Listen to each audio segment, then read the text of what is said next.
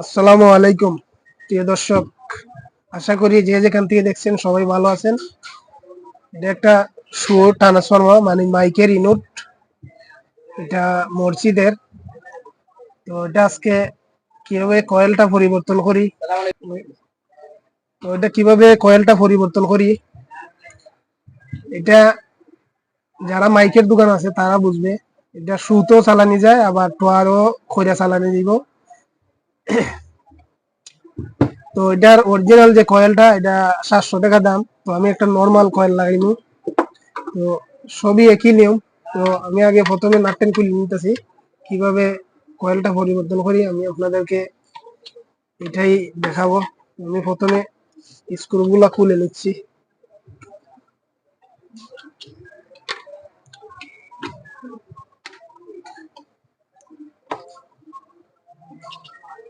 এটা মূলত ট্রান্সফরমার একটা ইউনিট, এটার ভিতরে একটা ট্রান্সফরমার আছে।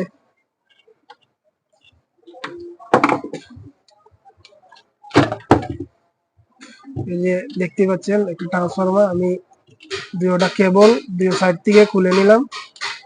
খুলে নেওয়ার পরে আমি আপনাদেরকে দেখাচ্ছি।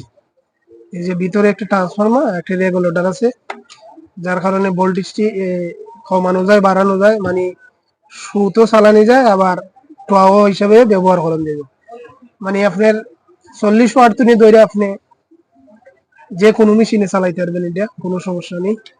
তো আমি এটার কয়েলটা কিভাবে পরিবর্তন করি আপনাদেরকে দেখাচ্ছি। এই যে মূলত এখানে কয়েলটা থাকে। তো এটার এই পাশেও 4টা নাট আছে, আমি এই পাশের নাটগুলো একটু খুলে নিতেছি, কারণ কাজের ক্ষেত্রে। আর এগুলা সবচেয়ে বেশি ভালো হলো আপনার যত দামি কয়েল লাগাবেন তত সবচেয়ে বেশি ভালো। যেহেতু আমার কাছে নাই, আমি কয়ে রাখছি। এই যে আমার কাঙ্ক্ষিত কয়েলটা আমি আরো 2বার লাগাই দিছিলাম, অনেকদিন যায়।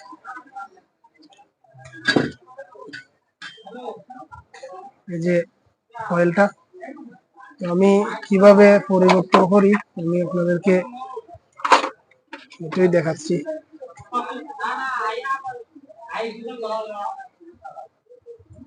যেহেতু আমার কাছে অরিজিনাল কয়েল নাই, একটা নর্মাল কয়েল, একবারে অল্প দাম।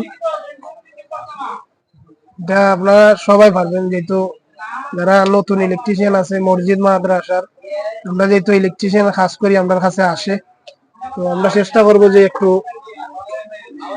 ভালোভাবে লাগাই দেওয়ার জন্য। আমি আপনাদেরকে কয়েলটা খুলে দেখাচ্ছি একেবারে। এই যে আমার কয়েলটা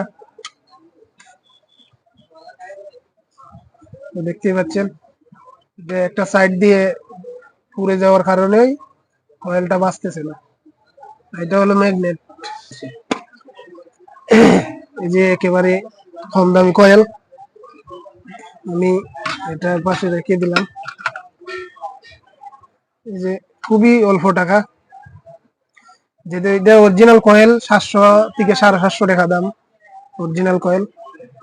আর যারাই লাগাবেন একটু দেখে শুনে লাগাবেন, প্লাস মাইনাসটা দেখে, তাহলে সমস্যা হইতে নাই। যে বড় সাইডটা দেখতে পাচ্ছেন এটা প্লাস, আর এটা হলো ছোট নিউট্রাল। এইভাবে আপনার এটা তো দেওয়া আছে প্লাস নিউট্রাল, না দেখে লাগালেও হয়, কোনো সমস্যা নেই। তারপরে এভাবে চাপ দিয়ে সুন্দর করে লাগিয়ে দিবেন।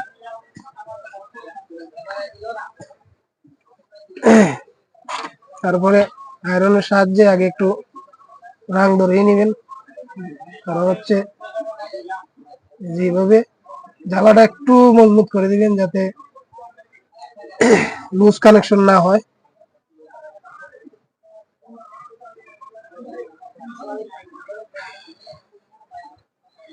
তো আমার মোটামুটি লাগানো শেষ। তারপরে আমি একটু এই জায়গাতে একটু টেপ দিয়ে দিলাম যাতে শর্ট না হয়ে যায়। এগুলা ইজি কাম ভাই, যারা ভয় লাগে ধরেন না, আসলে এটা ভয়ের কোনো কাজ নাই। তো এবার আমি মিটার দিয়ে চেক করে নিব। এই যে কন্টিনিউটি মোটর আছে, আমি আপনাদেরকে দেখতে পাচ্ছেন আমার কয়েলটা ওকে। তো সর্বপ্রথম আমরা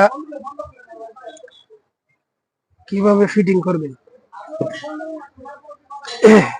এই সাইড দিয়ে এভাবে লাগিয়ে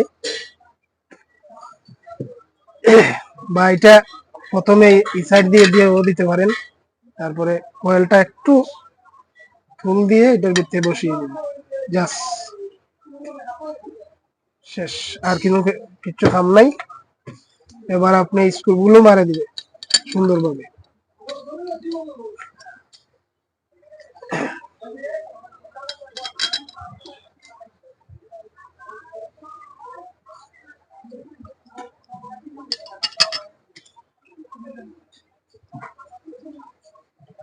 তো দেখতে পাচ্ছেন এই জায়গাতে একটা রাবার আছে। অবশ্যই রাবারটা যদি কোনোখানে খাড়া খোড়া থাকে তাহলে সিল টেপ দিয়ে আপনি এরকম ভাবে কাভার বানিয়ে দিবেন, নাইলে পানি ঢুকলে আপনার কয়েলটা 2 দিনও যাবে না। তো এবার এ পাশে দেখছেন একটা সাদা তার একটা কালা তার, আপনারা দেখে দেখে লাগাবেন। লাল তারটা লাগাবেন যে সাইড মোটা, এই সাইডে, এই সাইডে লাগাবেন। আর একটু এই জায়গাতে যদি লুজ কানেকশন থাকে একটু ফ্লাশ দিয়ে একটু সিফা দিয়ে দিবেন যাতে পার্কিং না করে। লুজ কানেকশন হলে কয়েলটা আবার যাওয়ার সম্ভাবনা থাকে। তারপরে